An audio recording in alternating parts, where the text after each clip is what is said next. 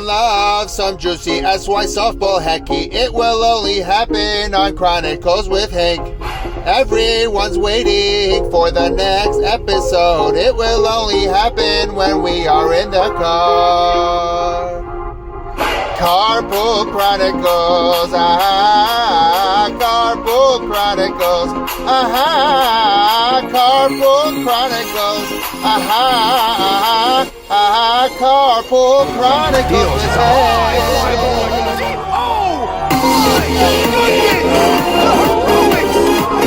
Hank first pitch to lead 8-3. Over. Hank to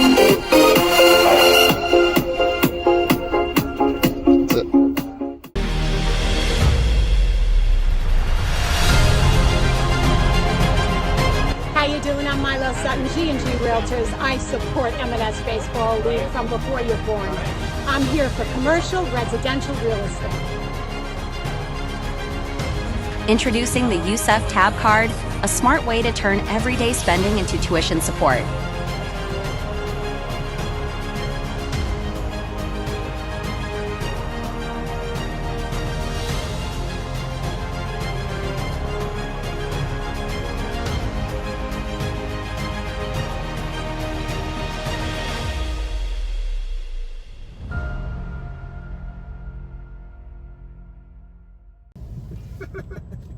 We will not air that first portion on the show, but welcome back. We are live. Episode 9 is here. And say we got the right episode first. Yeah, you know, it took me a while, but we're here. I can't believe we made it to 9 episodes. I can't believe we didn't get canceled yet. Can't believe people are still watching and tuning in. But this is the episode that may make some enemies, will ruffle feathers, and I will not take any responsibility for this whatsoever. And that was Hank getting strike one on the Tesla. And this is a player power rankings episode. And it is YMSL Power Rankings, because that is the hot topic right now. And Hank will explain to you right now, when I hand over the microphone, of the formula that he used based on this year's draft and where they will fall or rise to in next year's draft. Hank, take it away. So, I've been wanting to do this for a while. Max Yedid, our executive producer, floated this earlier when we were filming the first and second episodes and third episodes. We wanted to wait until the season was over. This way we would be able to get a good grasp on where everybody, each player was holding. We could have done this after the playoffs, but we can do another one after the playoffs where, you know, if things change. So it's an ever-evolving list. It's an ever-evolving list. It's going to evolve throughout the playoffs. But basically what we're doing here is we're going to go through each player from 1 to 96 based on the draft, the 2025 draft. Listen, our good friend JT did recommend that we just go through like 20 names or 10 names at a time, but I think we came to a determination that we're going to split it up into 2 shows. We're going to do 2 shows. We're going to go through each player, and I'm just going to determine based off of the eye test, this year's stats, and previous year's stats of where each player is holding in the power rankings, whether they went up, whether they went down, whether they went up big, or whether they went up small, whether they went down small or down big. Everybody's going to be mentioned. Everybody's going to be talked about. And again, there's going to be some enemies being made. There's going to be some friends being made. So just a disclaimer. I'm not talking about you. I'm not talking about your life. I'm not talking about your personal life. I'm talking about your softball prowess and your softball performance on the field. What I see and what I hear. Yeah, right. What the people, because you have an ear to the ground. Especially in the YMSL, you're involved in a lot of chats. You're involved in a lot of conversations. So really, what you're saying is not just an outsider perspective. It's an actual insider's take, and you're not a captain or anything. So you really have a really good feel, a good hand in the pulse, a finger on the pulse of this. So, like, what your words are right now, they should not be taken with a grain of salt. This is actually, it holds weight. You know, it should be taken with a grain of salt. I'm just a guy with an opinion, and you know, if my You know what they if say I about- say something negative about you, it should fuel you to just be better and have a chip on your shoulder. They say opinions are like a-holes. Everyone's got one and they all stink. Exactly. So take what you may, whatever it is, and let's get started. I agree. I'm excited to get this going. And listen, we're filming this on Thursday on the car ride home. We are dropping this on Monday. So this is at the end of the regular season Power Rankings. Right. Things can change. We'll keep that in mind. Like, if a guy goes bonkers that we say didn't have a good year. Right. So we have an All-Star game on Friday, which we'll talk about maybe later. But you know what? Before we get into the Power Rankings, because everyone's going to stick around for the Power Rankings, tell me how you really feel about this All-Star game. Okay, so this entire year, I've been mentioning on chats that I did not like how the All-Star game was in the past couple of years. Last year got worse because it was a lopsided game. I think it was like a blowout mercy game. What was the format? Basically, the commissioner and a couple other guys chose players to join the All-Star game.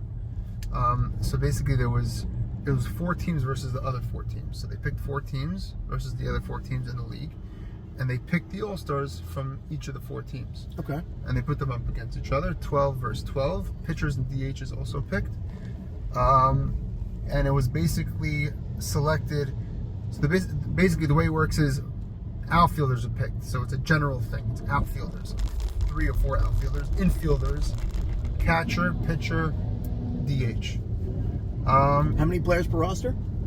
12, like regular team. Okay. Yeah, so Sometimes they go like 15. obviously it's always exciting, and you know what? Credit to Norman and the commissioners. They go off of the statistics of that particular year. So it's not, They're not going. It's not a popularity contest. 'Cause Not that a was popularity that's contest. the issue in years past. When it's a player's vote, I see it myself all the time.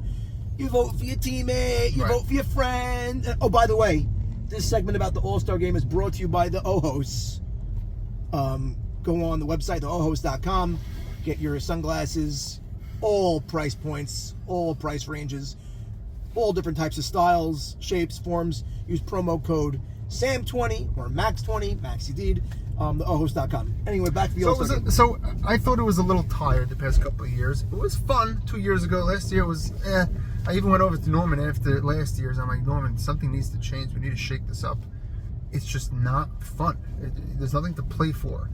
And I actually came up with a couple of ideas on a couple of other chats that some guys liked, some guys didn't. But like maybe first of all, do a home run derby. That's always fun. I mean, that style. That's always fun. Gotta do that But again. secondly, even if you want to just do an All-Star game, maybe you do like an age. Well, they have done Group that. All-Star No, they've game. done that in the past. The over 30 versus under 30. Yeah, do it under 30 versus over 30. They did that a few times. And that you have something to play for. You're playing for the young bloods. You're playing for the older guys, the veterans. There's something there. That's not a new concept, though. That they've done before. I've done before. That's just something that's been in. It's not new in I the thought that ether. was cool, and I even brought up the idea of doing a under 20 versus over 40 versus an under 30, right? 20 to 30 versus 30 to 40. So 2 games. There could be 2 All-Star games. But then that gets really tired. Okay. All right. So that's my thoughts on the All-Star game. I'm not going to go through the players that are actually in the All-Star game. Basically, all the guys that had the best stats per position, predictable, all those guys are in. I'm actually pretty excited to play tomorrow. I am. So I got selected to be a catcher. Oh, you're on the team. I am on the team. And you're a catcher. I am a catcher. Okay, you know what? So By the actually- way, if you weren't a catcher, would you be on the team? Right. So I actually reached out to Norman, and I'm like, listen, Norman, I only caught 6 games. I feel bad for the guys that are really, caught the entire season. Maybe they should get the nod over me. I played the past 2 years. I had the privilege of playing already. Guys like Mars Gindi, who really had a nice year with the bat also, and is a great defensive catcher. Yogi had a great year. Let them have the spots. And okay, I had a down year. I'll take a pass at it because Let me ask you a if I was question. a first baseman, I am not an All-Star this year. That's I the had a answer. down But year. did the catching hurt your legs offensively? It really didn't, because I'm squatting in a way. If you looked at the way I squat, I'm not squatting down like a regular catcher. I'm kind of like getting down on one knee. Sal Fasano type, and it's not taking a toll. It's really not. So you predicted that it would take a toll. I mean, I still think it did. I just think you're denying it. No. And it's a mental thing also. I'll tell you why. You have a singular focus as a catcher to catch your pitcher and to make sure that he's executing the game plan, and you can't give it your all mentally as a hitter also, even if it's not physically. It's interesting. It's a lot on your plate. I don't feel that way, though. I don't feel that way. Obviously you don't feel that way, but I'm telling you, from what I see, I mean, I'm not really watching you, but from what I've seen overall, catchers, very seldomly do you have a catcher that's an offensive force, which what makes a guy like Melech in other leagues a valuable asset. Right. You know what I mean? So anyway, that's you're taking you really didn't answer the question, by the way, what you really feel about the All-Star game. Do you like it? Do you hate it? Is it? I'm a little mad about it. I'm a little lukewarm about the whole idea, but it's always an awesome concept. The best players get together and play a game. Definitely is fun. It's fun. Is it a little bit like the NBA All-Star game? It's a little bit like that. Like, you're not playing for anything. I mean, we also what happened with the NHL. No one cares about hockey until that the nations all played and became a thing. So there's a concept there we have to figure out on. But yeah, you're right. All-Star games are always fun. It's more of a fanfare. It's more of a gas, so to speak. How do you make it more meaningful? I don't know. Maybe you have captain spots on the line. Maybe I don't know. Maybe you have player performance. So they have levels. a prize. They have a prize for the MVP. Whoever wins the MVP gets a big prize, like a salt dinner or something. Okay, that's something. Yeah. So that's cool. That's awesome, actually. Definitely something to play for, but it's a personal. Like, it's a personal. All-Star games are personal, selfish, statistic. Yeah. Performance anyway. Anyway, I think we've expelled enough nonsense on this All-Star game, or on All-Star games in general. And now that the appetizer is over, let's get to the main course. And again, we're only going for the first half of this list, and I'm excited about it. I'm looking at a lot of juicy information, and I just want to give the audience at home understand that it took Hank hours putting this together. I'd say hours. It took me around an hour. Hours right. Putting this together. It's color coded. There's numbers, there's names, there's lists, there's stats, and it's jam packed. And before we begin, I just want to say that this segment, upcoming, is brought to you by G&G Realtors, bringing the community together. And G&G Realtors. Sounds like I said G&G Realtors. No, it didn't. I said G&G Realtors. G&G. Powered by Milo Sutton, my mom. I had a number wrong. 732-996-1125. Great job. Summer rentals available. Some great listings available. Give her a call. Achshav. Okay, let's go. Let's get started. So, the number one overall pick this year in 2025 was Shakeup. So that wasn't by the league's. That wasn't by the league's choice. That was the lottery that he was chosen in. He is the number one overall pick. Now, so Shakeup. Now that we finished the entire season, I don't know if he played to exactly what his draft stock is. Like, Shakeup batted 500. He slugged 763. Very low in the RBI. So only 7 ribbies. So the Shakeup that we know from the past, from the Kakambas and from those years, he just put up much more impressive numbers than these. He had 10 doubles, but the problem is that was the only extra base hits he had. He had no triples, no home runs. Yeah. So 10 doubles is definitely nice, but the 7 ribbies, I mean, you can't see he had a bad year at all. I mean, he's still a top 5 pick. Okay, so he kind of started slow in my book. Watching the highlights and seeing the stats, he started slow and he started coming on late in the year. I feel like if he had these past 3 weeks was the microcosm of what Jack could be. If he could have done that in the first half of the year as well, then we say that he is Shakeup-esque and he's the number one overall pick or the number 2 overall pick.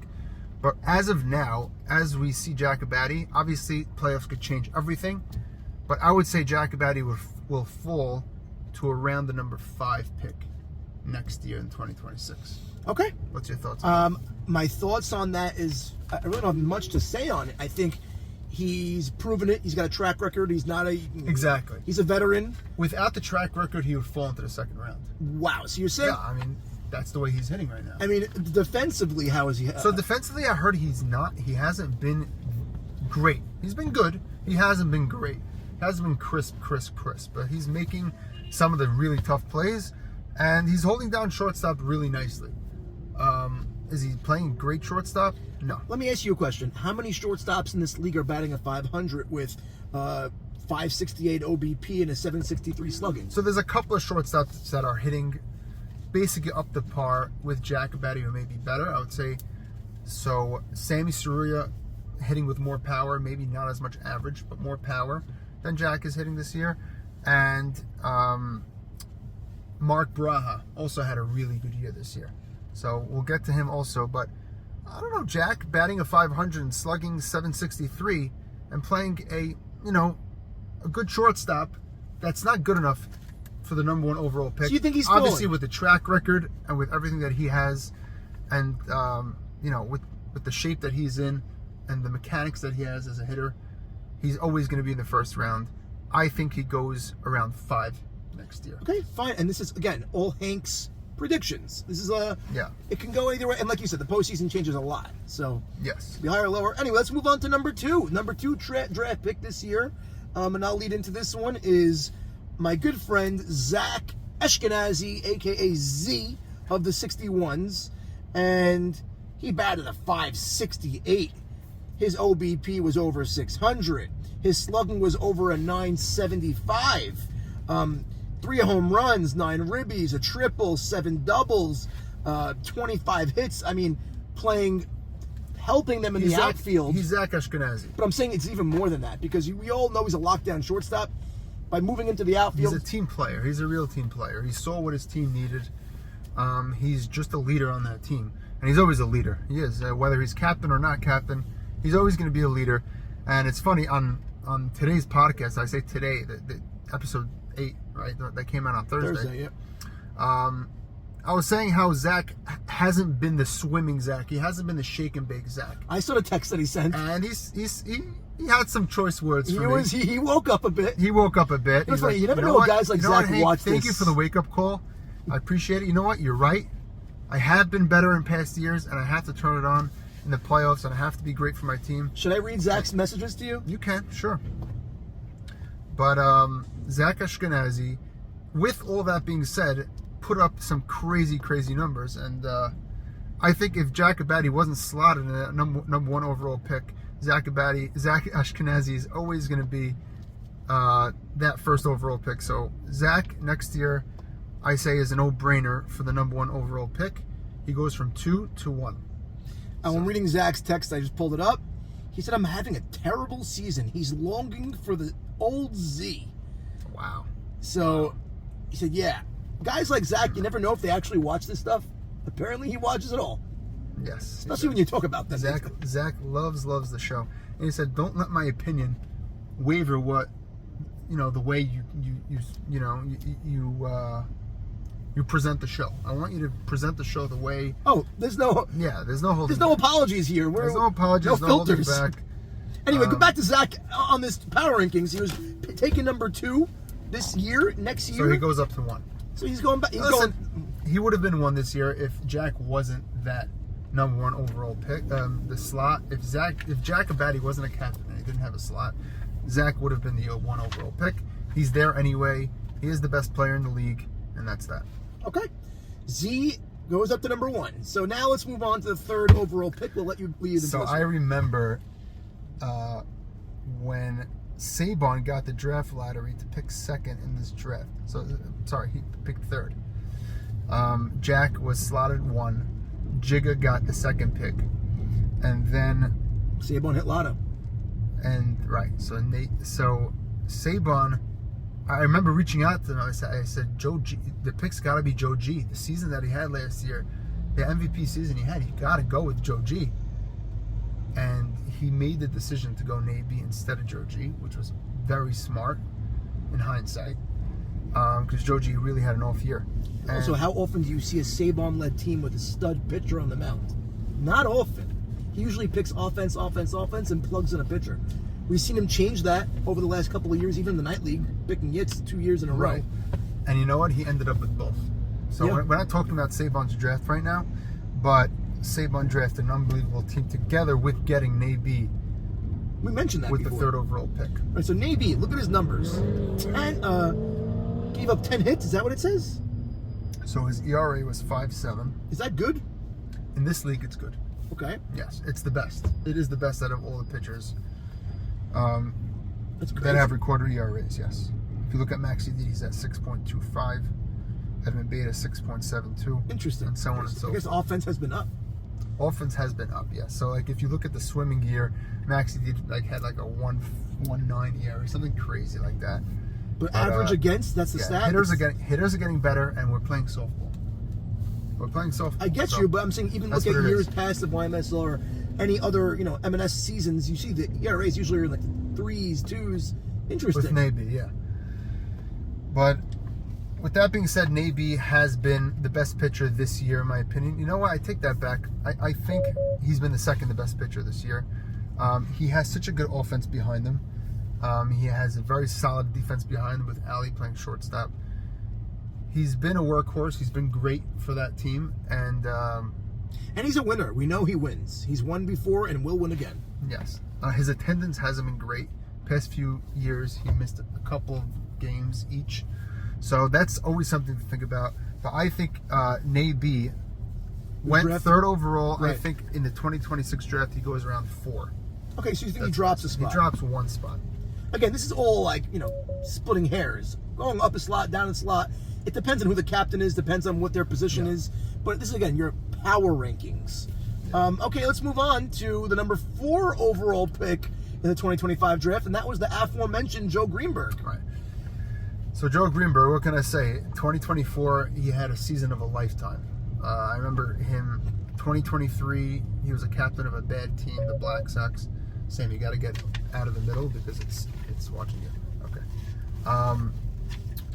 He came into 2024 on a mission, like on a tear. Like you saw him coming into the draft, he was ripped.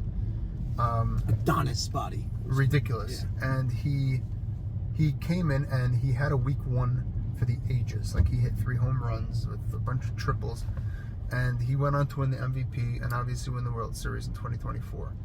Can't script it any better than that. He was tremendous. And in 2025, he just wasn't. He just didn't show up. He didn't come in with a purpose. Maybe it was the team he was on. It was a bad team. Maybe he was mentally not there. But Joe G did not have a good year at all. But he's still Joe G, though. I mean, Exactly. even though he had a bad year, he still batted just under a 400. Which is not Joe G standards. Still had his 2 home runs, his 2 triples, his 7 doubles. The extra bases were there. He'll always slug. I mean, he had over 800 Joe G, slugging, a single for Joe G is automatically a double. and that's his speed. A double is automatically a triple. So even by his standards, definitely a down year, but he went number 4. Where is he going next year? What's his power So ranking that's number? the thing with Joe G. He's so good and so consistent. He's never had a year like this. I mean, this is bad. And he's not old. I mean, he's 30, 29, 30. He's Zach's age, maybe a little younger. So I see him going still in the first round, but he's going to drop to, I think, 7. Wow, so that might be a steal for somebody at the end of the first round. Exactly. And he's going to come in with a purpose after the year that he had this year. So let's see. It's going to be very interesting to watch where Joe G goes next year. I think he goes at the end of the first round. I don't think anybody passes up on him then. I think it might be a captain that he wants to play for. I feel like a captain that doesn't, like, the captains are going to reach out to him, Joe, do you want to play with me? And if he's like really interested and into it, then the captain will take a flyer on him. Taking a flyer in the first round? No such thing. Exactly. So the captain that he wants to play for, he's going to end up with, and I'm predicting that it's going to be at the end of the first round. Okay, so that to me, that's your first You hot need Joe take. G to be happy. That's your first hot take. You need by Joe the G way. to be happy. Okay, let's Very move on important. to the number 5 I don't know if overall he was pick. happy with Nana this year. I don't know if he, Right off the bat, I just don't think that the vibe was I don't there. know if it was Nanu. I just don't think Joe G was in it. That's it. I just don't think he was himself. Possible. Simple as that. It happens. It's possible. Number 5 overall pick was Longhorn? Longhorn himself, and that is the executive producer of Carpool Chronicles with Hank. Thank you so much for all your work. Was Max Edid. Max Edid is having a textbook season this year. Elliott Sacker really picked an excellent team around him. He has such a good defense. His shortstop, Sammy Soria, really helping him there. So that's a question. His job is so easy. Because his shortstop is playing ridiculous. Because the outfield is playing so. Is that making him a better pitcher, or is Max Indeed making the defense better? He trusts his defense, and he's kind of pitching to contact a little bit. You know, even if he's behind, he knows he has Alco in center field. If the guy launches the ball to the gap, it's going to be caught. I remember week 1, I hit a couple of balls out there. Alco had like no issue. But that's just Max being behind 2-0 and just, okay, here you go, hit it as far as you can. I mean, that's Max evolving as a pitcher and as a person, and Max is so good at locating his pitches. I mean, I caught him in Marine Park. I put my glove up, and he hits the glove 90% of the time. Is he still doing that funky sidearm thing with that weird curveball? About the riser? No, that weird sidearm thing that he started throwing a few years ago. I mean, if you're talking about the riser, it's an excellent 0-2 pitch. Not really the riser. Okay, I guess not. But he was experimenting with that somewhat. Yeah, I don't think he's throwing that much. Okay, interesting. And now, so where do you think he goes? So I think Max, this is a really hot take, I think he jumps Nate B as the top pitcher off the board. He's going to be the top pitcher off the board, and I think he goes even before Jacobatti and Nate B. He's going to go 3. Wow. Yeah. So that's, I mean, Maxi D just put this on a repeat, and he just got out the lotion and the tissues. Sam. Kid show. No. Not a kid show? No, definitely not a kid. Not anymore. I mean, whatever.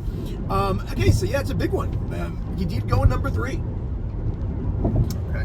Now let's move on to number 6. And now this is a player that a player that's been in the first round for years. For years. I mean, for years. I'm looking at the name right now. I don't think I've ever remembered a draft where he was not a first rounder in any league. Yeah. And that is David Farka. David Farka taking number 6 overall. So David Farka, like we've said, he's put us some stats in the YMSL. I think he won a Triple Crown one year. I think before the swimming gear. This guy has been incredible, and his career has been incredible. His numbers have been incredible. You know, him and Jacobatti. First ballot Hall of Famer. He's a first ballot Hall of Famer. He's around 36, 37 years old. How old are you? You're a little. I'm 39. He's a little younger than me. He's a little younger than you. Am I seeing age in his play? I don't know if it's age. He's still in incredible shape, and he's still a really feared bat always. And he still hits the ball with authority. But is Farka the same Farka as he used to be? That's the big question. That's what we've been toying with the past couple of years. He's still such a good center fielder. Such a good center fielder. He put up 20 hits. He had 5 doubles. He had 2 triples, a homer, and an eye-popping 12 ribbies. It's not eye-popping. So far, he has the highest ribbies of anyone we spoke about. That's not eye-popping. Actually, 19 for... Yeah, no, 12 ribbies. 435 average, which is not really the greatest. 481 OBP. And he's slugging 630. 630, not bad. So it's bad. It's bad. It's bad. For him, it's not the same. If you asked him, "Are you having a good year?" He said, "No, I'm having a very disappointing year." He knows that. I mean, he went number 6. Where is he? He went number 6 overall. Obviously, he's an excellent defensive center fielder, and he's a real leader. Doesn't dive. He's a leader. Great arm. Dives. No, he doesn't. He slides. I know Farka. Slides. He gets Never down. dives. He gets down. Slides. Okay. Great arm. We know that forever. Like you said, lefty bopper. Right. Which is also and important. he's a guy with like Joe G. He has a track record. So with these type of numbers, a guy that has this type of year would drop from the first round to the late second round. That's how much he would drop. But a guy that has such a long storied track record is still going to go really high. I think he drops from 7. No, he was 6. He was 6. He's 6. He drops from 6 to 11. So he drops into early second round. So you're saying yes, that he goes like the 3rd pick of the second round. that is your first steep dip. Yes. On a first rounder to a second rounder. And that's an indictment on what you're thinking. The Jacobatti dip was pretty big. I think 1 to 5 is pretty. Yeah, but not as big as 6. Right. I mean, the 1 is also sketchy because he was a lottery 1. He wasn't really a right. That's true. This is your first real dip. Again, if David, like we discussed earlier, if David Farka has a swimming type of playoff performance in 2025, everything changes. This is all off the board. if Farka is ridiculous in the playoffs, everybody forgets about the regular season. All right, fine. But we already established that, Yeah. and we're talking about right now. We're talking about now. So that's a big one. Now here's another interesting one. Everyone, I remember, was scratching their head during the draft when Edmund Beta went number 7 overall to Stratton. Everyone was like, what? You taking a picture now? Edmund now? And listen, I don't think Edmund disappointed. Because No. look, they're in the playoffs. Definitely not. Edmund is, he's got the mentality of a killer on the mound. Nobody wants to win more than him. Tremendous competitor. Tremendous. He's a proven winner also. But if you look at his year, what do you think he did compared to the back of his He was stock? he was the middle of the line pitcher. I would say he was the third best pitcher in the league. That's basically the way we drew it up. It was Navy, Max, and him. Was it warranted for him to get picked 7th? Right near there. I think he's been so valuable for that Stratton team. Not only does he throw strikes, he throws a really good fastball. And Another mention. He uses the upper quadrant of the strike zone really, really well, and he gets so many weak fly balls. Edmund was upset that you said Uri carried Stratton and it wasn't him. Do you have any retraction of those words? So I retracted. I said Uri carried that team offensively. I'm sure guys like Buka and Salfalis and Race would think that that's not true, but listen, Uri's driving in the runs, and he's the guy batting 650 in your lineup. So, All right, back to Edmund. Back to Edmund. So Edmund, like I said, he's so good at throwing that fastball up in the zone, and guys, before they can get around on that fastball, they're hitting weak fly balls, and it's been working. And his fastball is a tick up from a guy like A.B. Saka and a guy like Sim Adler. That's what makes him better than those guys, and he's great at locating. He's really good. And that's what makes Doesn't him walk great. guys either. That's what makes him great. Locating in the strike zone and also knowing how to locate just outside the strike zone to make a chase. And he knows how to mix in the slow pitches also. He's starting to learn how to do that. That's how to important. mix it up. Listen, hittable pitches, the slow ones, but they mix it up enough that it gets a good hitter a little bit So off balance. he went number 7. Where do you think he's going next year? So I think he went. I've been saying this since the draft. I think he went way too early. 7 is really early for Edmund Beta, but I still think that guys next year are going to see extreme value in him, especially if no other pitchers join the league. And I think he still goes top 10. He goes 10. So 7 to 10. So you think that's he my also prediction. falls out of the first round, goes early second? Naturally, though. Okay. Naturally. Now- not that he didn't perform. He was excellent for his team. So I don't think he stays in the first round. That's my opinion. So now here's an interesting one because number 8 in the draft was MC. MC got hurt. Let's talk about MC. Okay, is he joining again? He's going to join next year if he's healthy. Okay. 100%. You're right. I mean, I spent the holiday with MC Shavuot in Brooklyn. He's still complaining about his knee. He's still not healthy. He's still not going to rehab. So, like, Did he get a surgery yet? he's not getting surgery. He's going full rehab, but he's not going to rehab. Okay. So, what's going to be with MC? So MC's going to come back if he's healthy next year. He's such a good talent. The question is, did guys forget about his talent? Did guys lose faith in MC? Because I feel like this year they didn't lose faith in MC. He got picked really high. He got picked 8th overall after Steve Shalhoub. So, sorry, before Steve Shalhoub. After right? Edmund, yeah. After Edmund. So I think MC is not going to fall out of the second round. As much as there's so many good outfielders in this league, he's still one of the top talented outfielders, I'd say, after Farka. With a bad knee, I don't know. With an ACL, I don't know. It's a tough question. And it's funny, like, now who took over for MC was Mo Shama. Is he going to be in the league next year? So let's talk about MC. So I think MC is going to fall to like 15. I don't think he goes low. I can't see him falling below 15. Yeah, mid-second rounder. That's okay. A mid-second rounder. That's a crazy steal. If a healthy MC coming in with a purpose. That's the key. A motivated MC is a dangerous He's going to be MC. motivated. MC coming into YMSL is always motivated. He's always driven. But So yeah, you see him going 15? I see him going 15. I mean, now we're on the topic of Mo Shama. Where if he joins, where is he going to go? So Mo Shama obviously got shoved into this position, and I could see Mo Shama going in the 30 range. So it's not fair to say that he dropped from 10 to 30. Oh, he did. It's just a power ranking spot that you're putting him in. Yeah, I think 30 is pretty high for a guy like Mo Shama. Shama has past a lot, his prime. He's got a lot left in that tank, and I don't know how past the prime. He has is. a lot left in that tank, but is he going to be playing shortstop? I don't think so. I think he likes to play third base. There's a lot of shortstops in this league, and I think he plays another position, probably third base, maybe up the middle. But he's going to be a great asset for any team at 30. I think it's a steal at 30. But I think that's where he's going to go. Okay, and now let's move on to number 9. And this, to me, is a big talking point. Stevie Shalou. Okay, so Stevie Shalou started his career at short center, and he took the league by storm. NWO, baby. He was incredible. And eventually, he was such a star on both sides of the ball that they moved him over to shortstop. I don't know who did, maybe as captain. It was always so. That was a Jimmy product. And he always said, my cousin, Steven, he will play shortstop, he is number 1. And we're like, okay, we see it. His arm is there.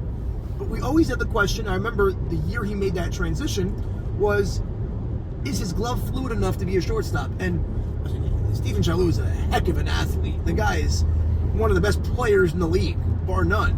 Yeah. How did he play? He has some of the best tools. Like his arm is ridiculously good. His hands, he's fast. His power. I just feel like ever since he moved to shortstop, both sides of the ball have been weaker. His offense went down after that. I feel like his confidence hasn't been as high because his shortstop play isn't as good as his short center field play. So we had this conversation. The double plays that he turns. He was the king. So the conversation was had many, many times. By moving over to short, his value went down because you go from the best player at one position and to not the best player at the other position, even though that other position is super important in short. I agree with you. I think he should be going back up the middle, and I don't think he can do it now ego-wise. I don't think it'll happen. So listen to what happened this year. So this year when Michael went down, instead of going after an outfielder, which would be the natural reaction if you lose a guy like that, go after a guy like Joseph Ferrari. They decided that they were going to just pick up a shortstop because they were not satisfied with the way that Steve Shalou was playing short. So they said, you know what, let's take Steve. We'll put him in right field. He's an excellent outfielder. Put him in right field. He's comfortable there.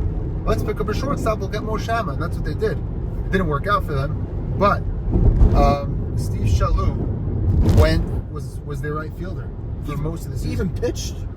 He even pitched the last couple of weeks, yes. But Steve Shalou, disappointing offensive year as well. I hope he gets back on track. He batted a sub 420. He batted a 413. Disappointing. Very disappointing. He had 7 doubles and 2 triples. That's nice. Slugging was there. But, yeah, not a great year on Steven's standards. So, number 9, where do you think he's going next year? So, I think he takes a steep drop. I think he goes 20. Wow! So, he's going to drop from 9 to around 20. And lucky is the captain that gets him at 20 and puts him at short center field where he's supposed to be. And listen, I hope Stevie comes back next year because he's always on the fence. It's always, maybe I'll play Marine Park and this and that and that, all that. Hecky. He's gonna come back. I think he's an early 3rd round steal, and that's where I see Stevie going. Interesting. And now, talking about a player that played really well this year is Uri Adler. Uri Adler was taken number 10, and he was actually taken high. Very high.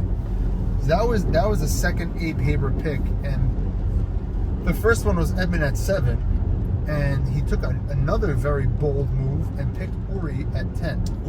He was bullish on Uri going in. So listen, Uri had a very, very solid 2025. He was on the 2024. He was on the MVP ballot along with myself and Joe Greenberg.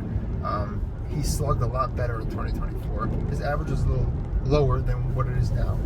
But Abe Haber saw a guy that he could plug in at shortstop. And he said, you know what, let me take a flyer on this guy. Got batted a 6'12", so he definitely worked. Somehow, some way, outperformed his draft stock at number 10, and he was taken high. And talk around the league right now is that, guys are very, very high, on Uri Adler as an offensive player. He's becoming top 5 type hitter in this league. Yeah, but I have a problem with one of Uri's stats of his stat line. Yeah, he's stellar. Great hitter. Anytime you bat over a 600. But out of his 30 hits, 26 are singles. Yeah. So, and 3 of them were doubles, 1 triple. So to his credit, this is what he says. He says, listen, from the outset of the season, guys are playing me full press. I saw that, and instead of getting into Hank mode and just start trying to drive the ball over their heads. Listen, if that's the case, I take everything I said right back. And he's doing a great job. I'm going to hit the ball down and hard, use the middle of the field, and get base hits. And he's stuck to that plan, and it's been working. If that's the case, I take it back. Honestly, Yeah, then he's guys doing a like great job. Buka and Race are getting on ahead of him, and he's driving them in. Well, that's He's not doing a true. spectacular That's job. not true. He only has 7 ribbies. So, like, That's very interesting. the ribbies are not there, and he's got a lot of singles. So someone's got the ribbies on that team, and it ain't him. So, yeah, interesting stat line. But at one point, even going up into last week, he was an MVP candidate. And then I guess he fell out of that race a little bit now. He's still in the discussion. But he didn't win the batting title. That went to Charles Saka. And you always have his third base play. It's not quite as good as a guy like Mark Barsano, but he's right up there with the best third baseman. I would say Barsano, Uri, and Henry are probably the best third basemen in the league. Unless he's killing kids in the parking lot. Exactly. When his errant throws in weeks 1 and 2. Yeah, he got back on track. Back on track. Anyway, he went number 10. And you said he was drafted So high? this is bold. I think Uri next year goes at number 6. Wow, he jumps into the first round. Jumps into the first round, and he goes right after Shakeup. So that's a bold call. Yeah, but look at the stats that he put up, and look at the stats that Shakeup put up. No, it's And inarguable. tell me that It's inarguable. I'm wrong. You're not wrong. You're not wrong. And it's good to see him. We love Uri, and Uri was a guest on the Chronicles, one of the first guests we've ever had. And love to see a good person excel on the field. Love you, Uri. Now, that was number 10. Before we go into number 11, I just want to say we're going to push a quick break right now. This upcoming list of players is brought to you by Bracelets and Bands. See Jack Rubin BB to purchase your both lab-grown or coal-mined diamonds.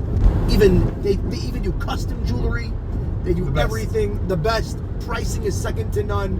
Call Jack Rubin, and he is your man for the job. Okay. Next up is a guy that I played with this year, had the privilege of playing with this year. A superb guy, and that is Gabe Abadi. Gabriel Abadi. So Gabe Abadi got taken 11 by his brother. His brother traded for that pick, I believe, to get his brother.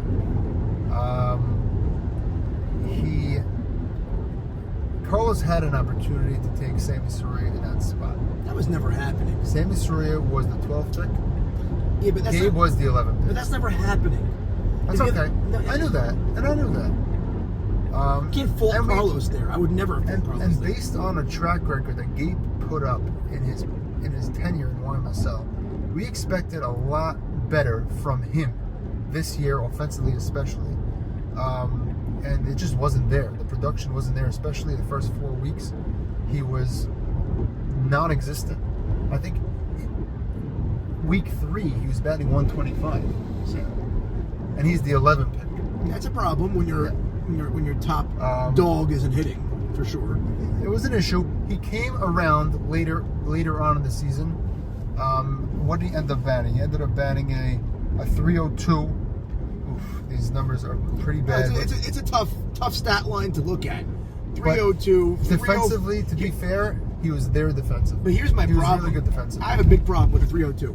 The fact that his OBP was a 304, that means no walks. no walks. That means he was never on base, never utilizing his speed. His slugging was Doesn't have speed. No slugging. 372.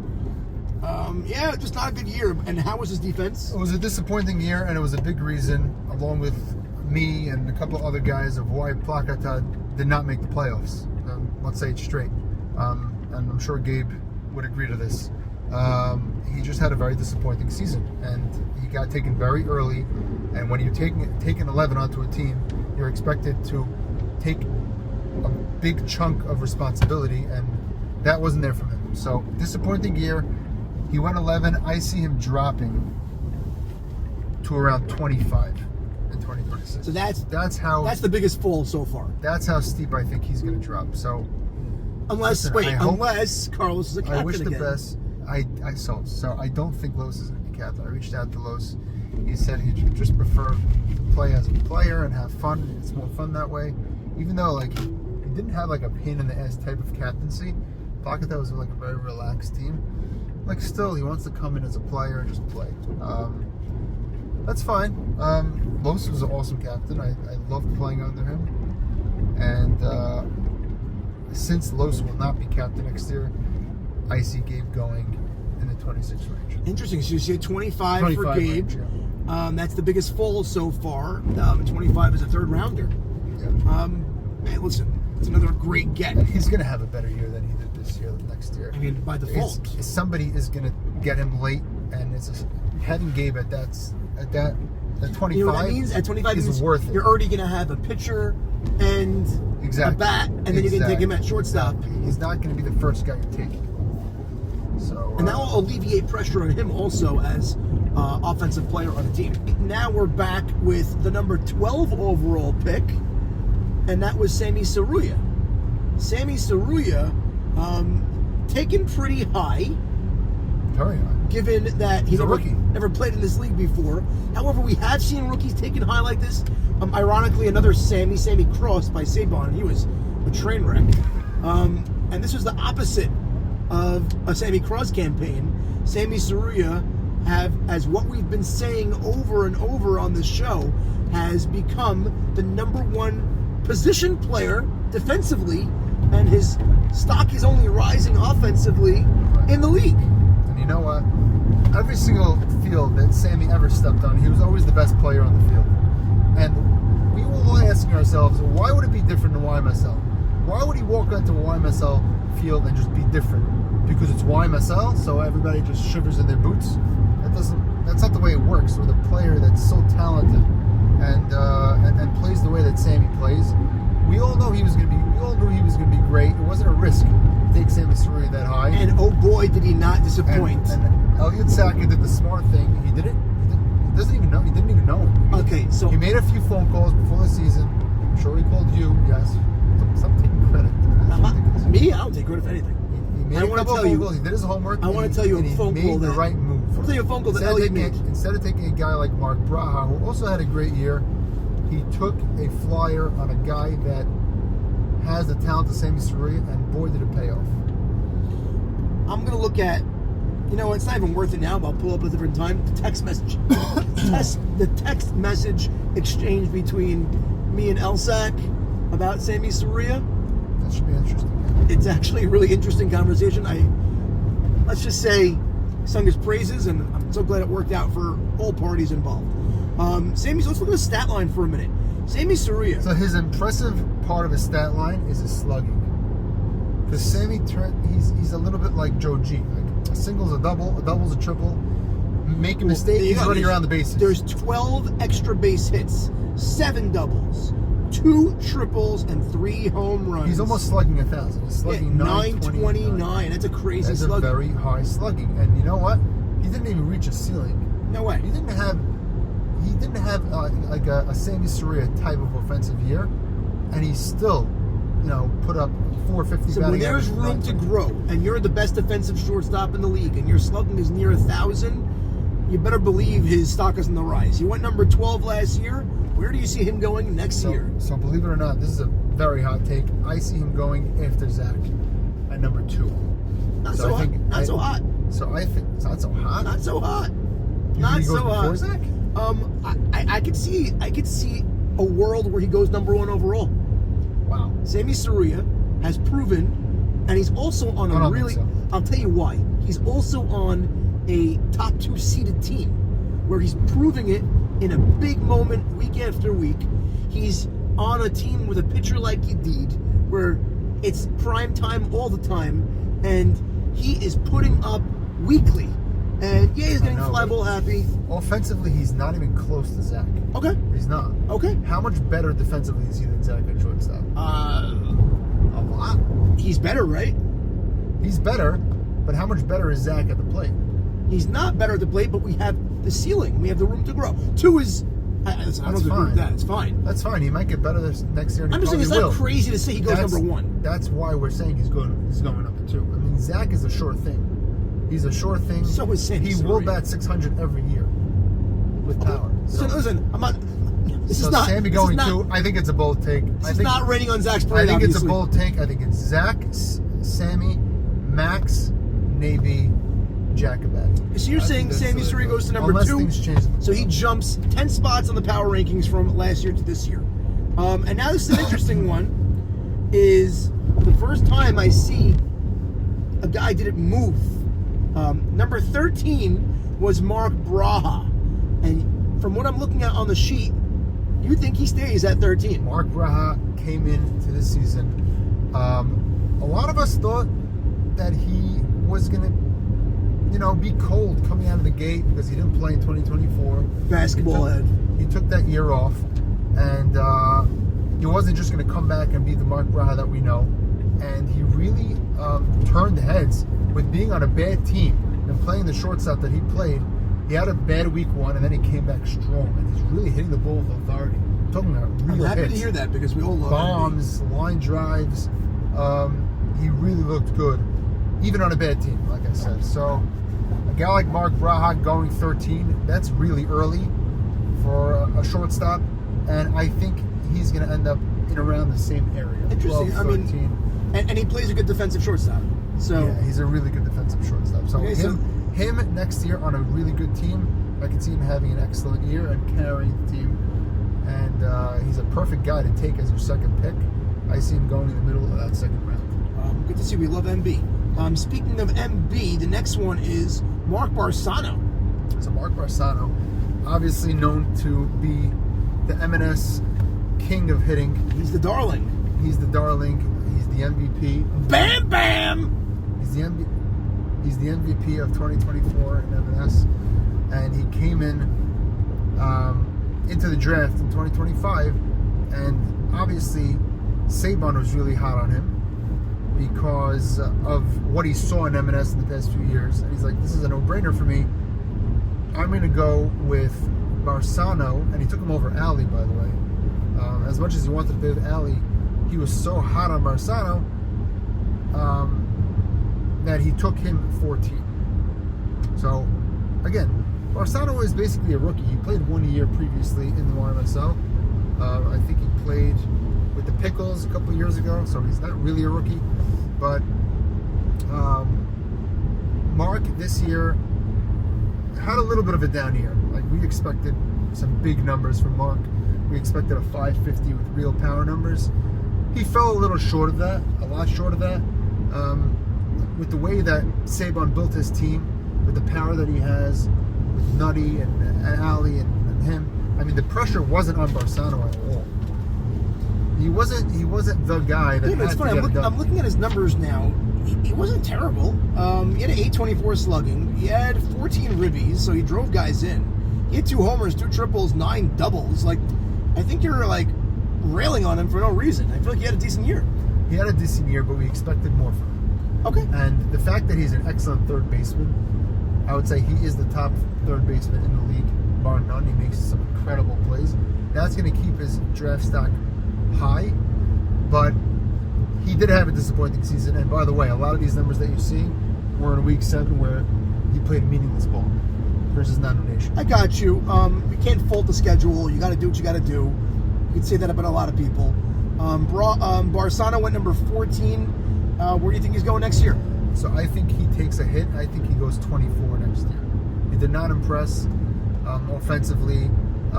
He's going to be better. I mean, he is better than what he's shown.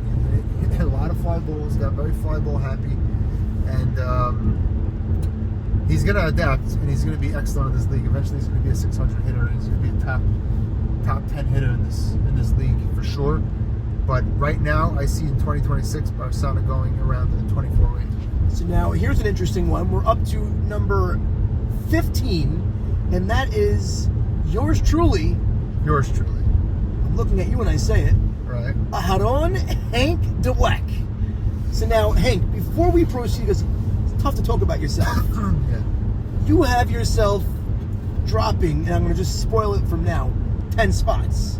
You think from 15 to 25. Now I'm looking at your numbers. You batted under a 450. Your slugging was disappointing, 681. You did have 14 RBIs, which is nice. You did have 4 triples. You did have 4 doubles. However, now that you're a full-time catcher, I think automatically, even if you're a great catcher, automatically, it's tough to take a catcher in the top 3 rounds. You think you're going to be a I third? don't understand that argument. Shimmy was making that argument to me earlier. It's not an argument. It's There's first basemen that are there in the 12th round every single year. In the 11th round, you can get a guy like. I'm not saying it's What right. are you saying? So I don't understand. I'm not saying it's right. I'm not saying it's wrong. I'm just stating a fact. You tell me the last time a catcher. Stop it.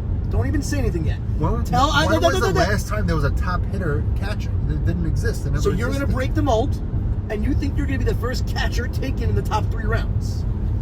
I'm curious to see it. I think automatically the brain clicks. Catcher, I'll take him in the 5th round. Great pick. I would love great that. bat. I would love that.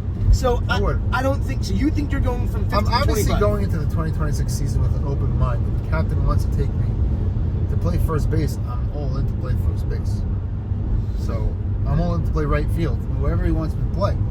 But I want to play catcher. I feel like I'm a catcher and I can help the pitcher. And if the captain disagrees with what I'm So saying, I think you're going to go into the 30s. I don't think you're going in the 20s. wow. Yeah. I think as a catcher, you go in as a third. If you're a first baseman, and it's dumb, I agree with you, it's dumb. First baseman, you'll be in the 20s. I think catcher, you're in the 30s. That's just my assessment. Okay. Interesting. It's interesting food for thought over here. So you can compare my numbers to who we just discussed, Mark Barsano. Right? Very similar numbers, I would say. All right. But he plays an elite third base. Very similar numbers. But he plays an elite third base. But you look at a guy like me, I have more of a track record than Mark Barsano does. I had a 2024, an MVP campaign. My numbers are there. I've done it in this league before. Again, as a catcher, it's an automatic thought process. As a catcher, it's a stupid argument. Because It you is, may because say, I catch I'm like not as a Sal Pisano. You're focused on catching. As a catcher, I'm coming in with the intention of catching. Your MVP campaign. You're saying I'm going to drop to the 30s. Why wouldn't a captain just take me to the 20s and say, screw you, you're playing first base? Okay, good. You're right. Your MVP campaign came as a first baseman. Okay, so Okay. put me at first base. If you're going in as a catcher and people know that you're making it known you want to be a catcher, you will get drafted as a catcher. You are an asset at catcher. And I'm sorry to tell you, automatically, whether you like it or not, your offense takes a hit as a catcher. You're not the same guy. Sorry, you're not. I don't care how you're catching. You're focused. Your primary focus is not as a first baseman / DH type. You're not. So I think you are in the 30s as a catcher, in the 20s as a first baseman. Obviously, depends on who picks you and where they put you. So that is just my perspective. Again, you obviously think otherwise, but it's okay. All right, so moving along. This is a big one. This is a big one because this is a guy that actually gave us. He texted me today privately. He said, "Hank, I have a couple of." We're going to stop at ideas 20. for you." We're going to stop at 20. I want to break this up into 20 players each because it's going to be forever. That's fine. JT, Jackie Towell, a guy who talk about a storied career in the YMSL. I believe Jackie Towell might have the most hits in the history of YMSL. I believe it. But you know why? Is he the hit leader in YMSL? He might. I remember his rookie year. He broke in the league at like 16 years old, and he was like the next coming. And he's been there forever. Doesn't take a year off. Yeah, he's a guy that loves the league. He's always in the first or second round. He's a guy that's always performs. He's a postseason animal. He's won multiple titles. He's lost multiple titles, I believe. I don't know, the Cyclones he lost. He won as an Oriole. He won last year as a captain. Yeah. So, he's been around forever. I think he won on We Are Family back in 2008. I want to say that last year, his captaincy was so beautiful and so good. I enjoyed it so much. Obviously, because we won a championship. But the ebbs and flows, the ups and downs, the calmness in the clubhouse. Never got too hot, never got too cold. Always level-headed. I really hope he does it again. I was hoping that he did it again this year, but he really, JT, if you're listening, He's listening. be a captain again. I would love to play with you again. In the words of JT, I won't bat 420 this year, that year. JT, it was just a pleasure to play for, and now that we gave him all the props. now that we gave him all the props, By the way, JT, you're having a sucky YMSL. Wait, we'll say 2025 the year. way we'll use a JT word, we'll borrow a JT term. He's been incredible. Incredible, man. He's been incredible. This year, he was not incredible. This year he has not been incredible. Let's break down the numbers for a bit. So this is a fun fact before you get to the numbers.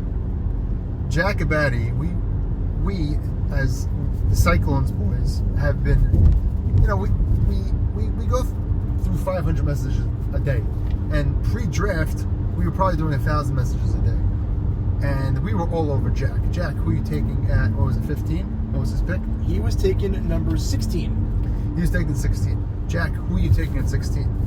And he told us straight out, he's like, my boy, it's going to be JT. And he knew nobody was touching JT until it got to his pick. And he's like, I'm sticking with my guy. He's going to be great. I'm winning or losing with JT. And he took him. Props to Jack. He took him. He took a flyer on him. Now, he hasn't been getting the production that he expected from here's the problem. JT. The 488 slugging is dramatic. The 435 on base, not JT-like. The 390 average, what is that? 5 ribbies, non-existent. 0 home runs, 1 triple, 2 doubles, and only 16 hits. Definitely not a prototypical Jackie year. Again, he's a postseason guy, so watch him wake up right now, and that might change everything right now in this conversation. However, Jackie at 16, you look at him as a guy that is on the downtrend. So a big part of this prediction is because there are so many great outfielders and dynamic outfielders in this league. I think JT is going to fall out of the second round for the first time. Wow. In his career. Yep, in his career. And I think he's going to go 31. Whoa! Yeah. In the 30s. In the 30s. And you know what? That's fair based on the production, but I think JT is going to have some damage and some things to say and do some damage in this postseason that's going to change that narrative. At least that's what I think. So if you look at the other guy that we had in the 30 range, we had Mo Shama going 30. So you have Mo Shama going 30 in a slimmer position of an infielder, and JT going 31. That makes a lot of sense. Unless JT shows us something in the playoffs and turns back the clock and shows us what he's made of. I think he will. If he will, then everything changes. But right now, as we look at what JT is offering and producing, So he is 31. We only got 4 players left on today's segment, and we're going to break this up into a few, like I said. After JT, this is a guy that you're sour on, and rightfully so. You're coming off a pretty up and down, Jekyll and Hyde type of year from him, and that was starting pitcher Eddie Harari. So Carlos was very excited this year about trading up for those picks with Jigga, and one of the guys he was eyeing was Eddie Harari, because you had 3 of the best pitchers taken off the board. You had Nate B, Max, and Eddie, and Edmund taken in the first round. To Los, Eddie Harari being taken at that spot, right at 17, was a steal. You get a guy with the stuff that Eddie has at 17, coming off a championship of 2024. He was saying to himself, let me get my pitcher. I have Gabe, I have Hank, let me get my pitcher, and then I get a bat right after that. As we'll see, we got Solieses, but that was his game plan going in. It wasn't a terrible game plan. Eddie Harari, coming off of World Series, he walked 100 players last year, 100 hitters last year. Walked 100. And he still won a World Series. That's insane. He obviously walked guys at the perfect times. He got the outs where he needed to get the outs. It was a perfect storm. Eddie Harari's, I don't know if you know, Eddie Harari won a couple of Cy Youngs in this league. You know No, that? he definitely is a player. Hubba Bubba, he won a Cy Young, and he won another Cy Young before that. I think on the threat level midnight. And he won a World Series last year. He's a multiple-time Cy Young winner. He's a World Series winner. He has a tremendous track record in the YMSL. The past couple of years, he's been getting the walk bug. I don't know what it is. He'll probably figure it out. His stuff got better, but his ability to throw strikes got a little worse. So maybe you gotta sacrifice the stuff for more control. And yeah, so he went number 17. Where do you see him going? So I see him from the fact that I have a hard time saying this. I love Eddie, and he's awesome. He has such good stuff. But the fact that he's struggling throwing strikes, and the league is seeing that, they'd rather take a guy like A.B. Saka or Sim Adler, who don't have as good stuff as Eddie, but they know that they'll always throw strikes. If they're in a 3-0 or a 2-1 count, they're always going to come in with a get-me-over strike. And yeah, the guy might crush it. Spill it. It's going to be a big fly ball. Spill it. I think Eddie goes after. I think Eddie will be the 5th pitcher taken over. Wow! 2-time Cy Young Award winner, 1-time World Series champion. What? He might prove to be a steal. You can't say that about every single person that you're dropping. He might prove to be a steal. Stop. Because I think he's going to be going at 36. And I think that's high. I mean, wow. Now you're saying that's high. You're saying he's going to drop about 20 spots in the draft, and that's high. And the reason why he gets taken 36... It's disrespectful, to be honest. He was your World Series winning pitcher last year. And the reason why I say that he goes this high is because guys don't want to be stuck with Leo, and guys do not want to be stuck with Jeffrey Saka. That's just the sentiment of the league, and that's what you saw in this year's draft, in the 2025 draft. You see how late Leo and Jeff got taken. We're talking 10th, 11th rounds. So Eddie will be taken early still, but I see him going last out of all the pitchers. Before we get to the final 3 players, the final 3 players are brought to you by our good friends at Yusuf Tab Card. You could save your tuition. You could literally thousands and thousands of dollars go straight to your kids' tuition just by using a debit card. You're not changing anything. I know I said yet on Thursday's episode, go out of your comfort zone. You're not even going out of your comfort zone. I know what you're talking about. It's so simple. Save tuition. It goes straight to your kids. Best investment you'll ever make. Just use the debit card you're using anyway at certain stores that are approved, and swipe, and kids' tuition paid. Cha-ching. Now let's move on to the final 3 players of this segment for today, where we're going through the YMSL Power Rankings. And it's an interesting one, and solely the Kid Esses taking number 18. Wow, yeah, so solely the Kid. What a year he's had this year. I mean, last year he came in as a rookie. He had a very solid campaign. A lot of guys slept on him last year. He got taken very late by Shimmy Cohen on that team, and he opened up a lot of eyes. I mean, his swing, incredible. Such a smooth swing. His outfield play was a little shaky. Big reason why guys did not take him earlier last year. I remember drafting with Max Sutton and JT, and the reason why we took IG over him was because of defense. We thought to ourselves, let's get the defensive outfielder. We have enough bats. But his arm in the outfield is incredible. I mean, to say that he has the best arm in the YMSL, talking about strength-wise, is probably not an understatement. It's high praise. Yeah, he has probably the best arm strength as an outfielder. And the numbers that he put up this year offensively were truly incredible. 957 slugging, 589 OBP, 532 average, 2 homers, 3 triples, 9 doubles, 25 hits, 11 ribbies. It's not just the stats, it's the eye test. Every ball that he hits is scorched. It's everything. And low and hard too. I mean, this kid is incredible. I witnessed him 3 consecutive at-bats versus Nate B, the best pitcher in the league. First pitch fastballs. Unbelievable. The first one was a bomb over the left fielder's head. The second one was a bomb to right center. The third one was a bomb to right center. Incredible. He has incredible talent, and he hasn't even hit his ceiling. This kid is the real deal. Do I see him being a center fielder in the future in this league? Probably not. I think he sticks to left field.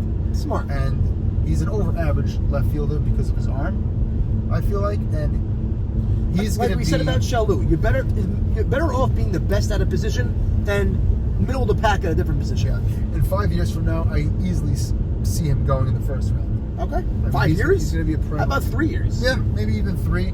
But right now, Soli, who already as a second-year player went 18. 19. 18. He went 18. To me, he jumps to 14. Still in the second round. Yes. Still in the second round, early second round. And that makes him the second outfielder off the board after Farmer. Is that incorrect? I feel like Michael goes after Soli. So we have Farka being the first outfielder off the board. Oh, Joe G. Joe G. So we have Joe G, Farka, Soli, and then Michael. I'm curious, we'll get there next episode, but what about Ellie Race? So how crazy is that? The fact that a guy like Soli Esses is going to be the third... It's not crazy to me. It's not crazy to me. He's been a star in every level, and he's a diehard. It takes a diehard to be a diehard, and he definitely works on his craft, and he plays in so many different leagues, and he just wants to be good. He wants to be great, and he is great. So props to him. Okay, that's a uptick, and now let's move on from the kid to the veteran, and that's Allie Marshall, taking number 19. Allie had hip surgery. Let's just get this out of the way. Yeah. Allie had hip surgery. He wasn't himself a few years ago. He officially recovered from the hip surgery, and he swears to me that he's not on way, not anything. one hip. Both hips. Double hip replacement. So who the hell comes back and plays softball after a double hip surgery? Allie Marshall does. He's bred differently. He's a freak. So now Allie swears to me, and he told me on the record, off the record, or whatever, that he's not on anything. He's not on any illegal substances. I still don't believe you, Allie, because you have washboard abs. You got the V by the JJ. You look unbelievable, and I'm so happy, and I'm so happy for you. I love Allie. Allie, you haven't listed as a pitcher over here. Is he going to be a pitcher? Is he going to play shortstop? That's the beauty of Allie Marshall. Because you have his stat line as the purple. So He's not listed as a pitcher. You do, but okay. The question is, that's not a question. It's actually a benefit. He could be a pitcher. He could be a shortstop. He could be a third baseman. He could be... He answered all those questions. He's a shortstop. He's back to being old Allie. When I say old Allie, it's 2015 Allie. That's how good he's become. Look at the guy. Today, he's the MVP of this league. So is he winning MVP? Look what he's doing. Look at the power numbers he's putting up. A 979 slugging, 615 on base. He's been the most clutch player in the YMSL this year. 596 batting average, 14 ribbies, a homer, 3 triples, 9 doubles. Credit to Saban. Before the draft, he's like, I'm playing with Allie by hook or by crook. I don't care. I want to play with my buddy. He's in incredible shape. We are playing together, and I'm taking him. And I remember telling Saban, this guy is getting old. Are you sure you're going to take him at 19? I mean, is that a smart pick? Allie's a stud. We all know it. He had a few down years, and he's back with a vengeance. He went number 19, and where is he going next year? So I see Allie jumping from 19, where I thought this year he would go 30. That's how little I thought of Allie this year with the age. I think he's going to be jumping. So I have here 13 on here. Yeah. I think he's going to be going even earlier. I think he's going to go 12 after Farka. I think it's going to go Farka and Allie, and might even be flip-flopped. That's how good Allie's been this year. And that's how much confidence I think the league has built back into Allie and believes in him. God bless, mashallah. Man, I'd love to see it. Before every season, Allie tells us he's out there to prove himself. He's out there to prove that he can play with all the young guys, all the young bloods. And boy, has he proven that. He tells us he all the time about it. Yeah, these young guys. Yeah, these young... Allie, we know you are better than everyone. Fact. Now we know.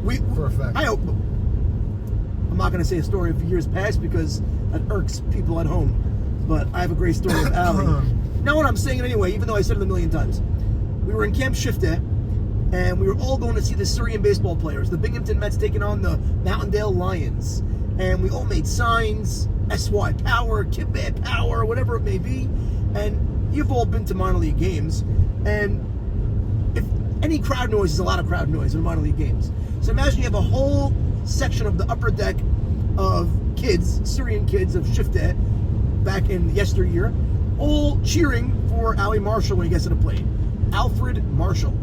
And we all start cheering. That's my power! We're going nuts.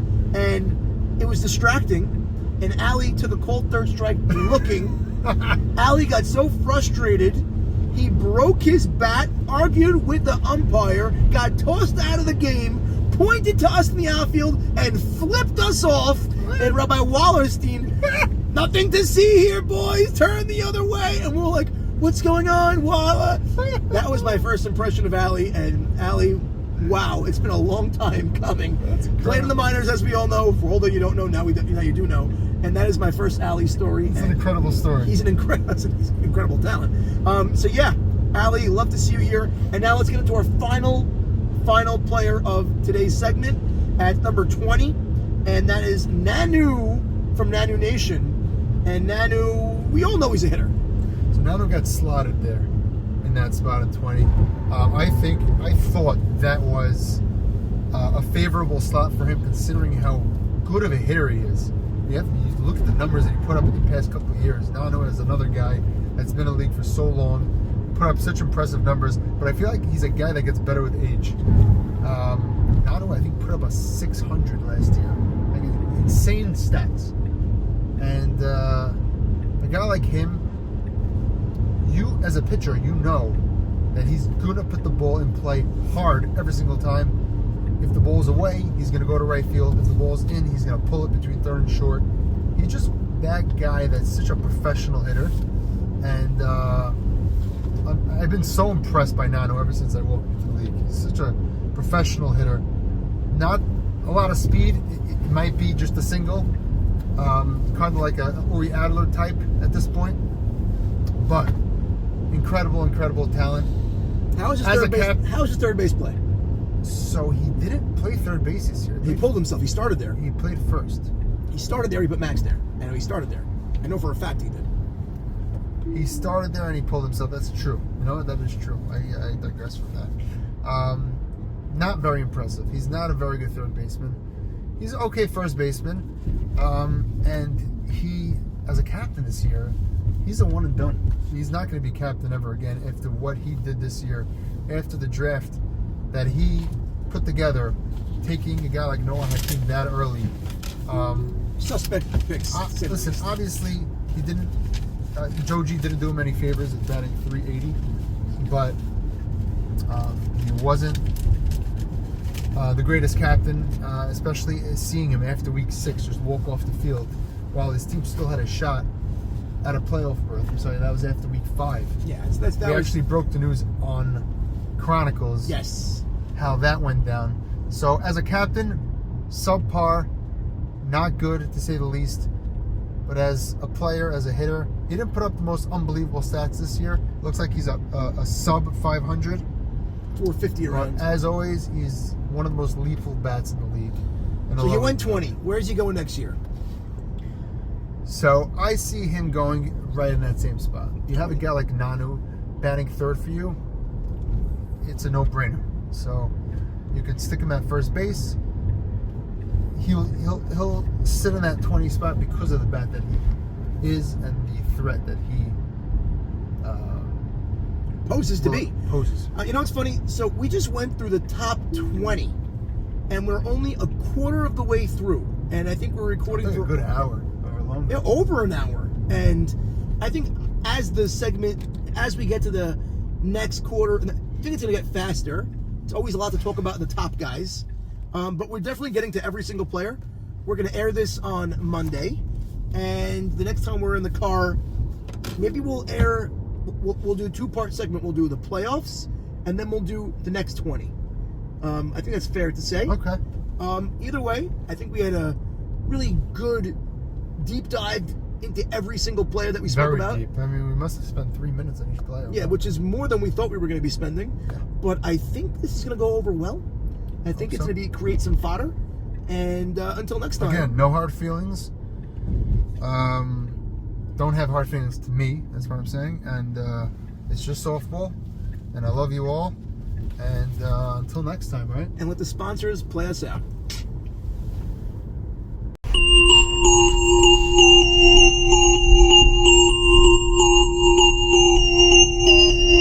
Everyone loves some juicy SY softball hecky. It will only happen on Chronicles with Hank.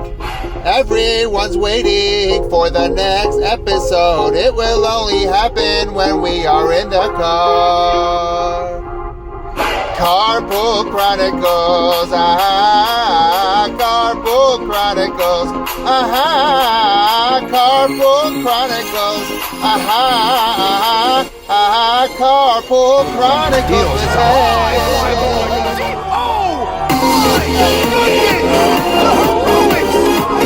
Hank versus Hank,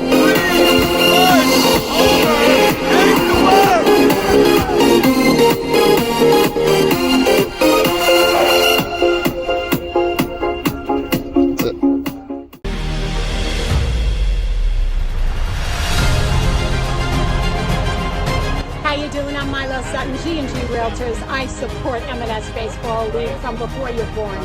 I'm here for commercial, residential real estate. Introducing the USF Tab Card, a smart way to turn everyday spending into tuition support.